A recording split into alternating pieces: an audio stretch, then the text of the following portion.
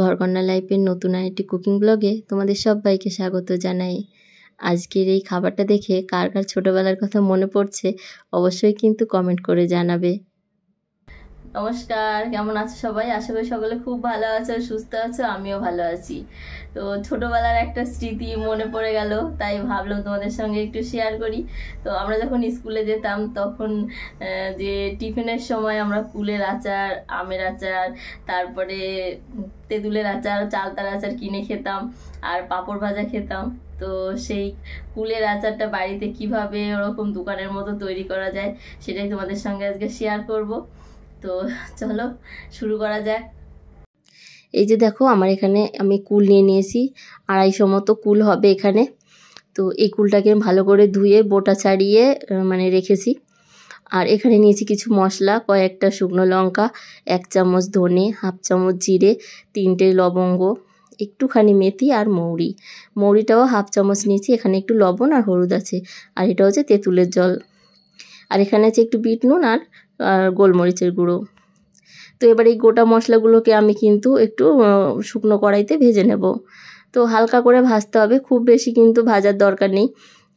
হালকা ভাজলে কী হবে, ফ্লেভারটা খুব ভালো আসবে। আর এখানে কিন্তু এই যে দেখো ভাজা হয়ে গেছে। এটা কিন্তু ঠান্ডা করে তারপরে বেটে নিতে হবে, বা হামানদিস্তায় গুঁড়ো করলে বেশি ভালো হয়, মিক্সিতেও করতে পারো। তো এখানে আমি দেখো কড়াইতে একটু তেল দিয়ে দিয়েছি, আর দিলাম একটা লবঙ্গ আর একটুখানি দারচিনি দিয়ে এবার এই যে কুলগুলোকে দিয়ে দেব। তো এখানে কি হয়েছে, রান্না করতে করতে কারেন্ট চলে গেছিলো, তাই একটু অসুবিধায় পড়েছি। তো এখানে দিয়ে দিলাম একটু লবণ আর একটু হলুদ। এই যে আবার কারেন্ট চলে এসছে, যাক বাঁচলাম এবার। তো খুবই কষ্ট হয় রান্নাঘরে কারেন্ট না থাকলে। তো দেখো একটু নেড়ে চেড়ে নিয়ে তারপরে এবার দিয়ে দিলাম জল। তো জলটা দিয়ে একটু ভালো করে মিশিয়ে নেব, কারণ এটা শুকনো কুল, তাই একটু জলটা বেশিই লাগবে। তোমরা যদি এই সময়ের কুল দেখে তৈরি করো তাহলে কিন্তু জলটা একটু কম দিলেও হবে, কোনো অসুবিধা নেই। আর এখানে দেখো এবার আমার কুলটা খুব সুন্দর গলে গেছে, এবার কিন্তু আমাকে মিশিয়ে নিতে হবে। তো এই যে এরকম একটা উইক্স নিয়েছি, নিয়ে এবার এটা দিয়ে কিন্তু ভালো করে কুলটাকে মিশিয়ে নেব। তো দেখো মিশিয়ে নেওয়া হয়ে গেছে, এবার দিয়ে দেব চিনি। তো আমি 1 কাপ মতো চিনি দিয়েছি, কিন্তু চায়ের কাপের যে ছোট চায়ের কাপ হয় না, সেই চায়ের কাপে 1 কাপ মতো চিনি লেগেছে। তো আমি ফার্স্টে অল্প একটু দিয়ে মিশিয়ে নিয়েছি, তারপরে আবার আর একটু দিয়ে দেবো, দিয়ে ভালো করে মিশিয়ে নেব। এখন কিন্তু গ্যাসের ফ্লেমটাকে লো টু মিডিয়াম টু হাইতে রাখতে হবে, তাহলে কিন্তু ভালো হবে, যাতে চিনি থেকে জলটা ছাড়বে, খুব বেশি সময় না লাগে, তার জন্য অল্প সময়েই কিন্তু মিশে যাবে একটু হাইতে রাখলে। তো দেখো এটা কিন্তু কি বলবো, রসটা খুব কম কুলটাতে, কারণ শুকনো কুল। আর এখানে দিয়ে দিলাম আমি এই যে ভাজা মশলার গুঁড়োটা, আর দিয়ে দেবো স্বাদ অনুযায়ী লবণ। তো লবণটা অবশ্যই তোমরা কিন্তু চেক করে তারপরে দেবে, তবে এই বিট নুনটা দিলে খেতে কিন্তু খুব ভালো হয়, পুরো দোকানের মতো খেতে লাগবে।